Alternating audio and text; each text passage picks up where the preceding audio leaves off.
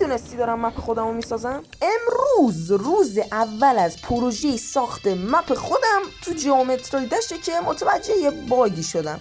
اگر اینجا بیاین جایزه شمشیره رو بگیر بیای جلوتر تبدیل به این یارو شی، میبینید که طرف میتونه اون اسکیپ کنه و تبدیل به اون یارو نشه که اینجوری هم بعدش میفته پایین.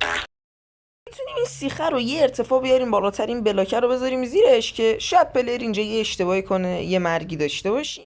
حالا اینجا باید اینو بیاریم پایین‌تر که یه چیزی تو مایه تونل درست کنیم تا پلیر از تو این رد شه سخت‌ترش شه. برای این کار باید اول بفهمیم که پلیر چقدر میتونه بپره با این یارو موشکیه که زیر پاش جت داره. اینم پورتالشه که میبینید. حالا یه دونه استارت پاس اینجا میذاریم که بریم ببینیم جای پورتالا رو که عوض کردیم ماکسیموم پرش اون یارو جتیه بهش میرسه یا نه.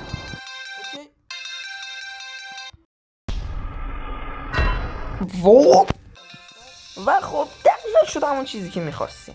حالا این خدچین سفیدا رو میبینید دارم میذارم، از اینا میتونیم به عنوان تونل استفاده کنیم. چرا؟ چون اینا یه جورایی نامرئی ان، چشمک میزنن، میتونه پلیر رو گول بزنه. حالا اگر سیو اند اگزیت رو بزنیم بازی رو شروع کنیم یه همچین نتیجه خفنی میگیریم که خیلی هم ازش راضیم. اصلا اینجوری نیستش که 200 بار رفتم نتونستم کارت زدم. برای دیدن پارت بعد لایک و ساب و بکو تو کامنت ها بهم بگو که چی میخوای اضافه کنم. تو میتونی مپو بزنی. ولی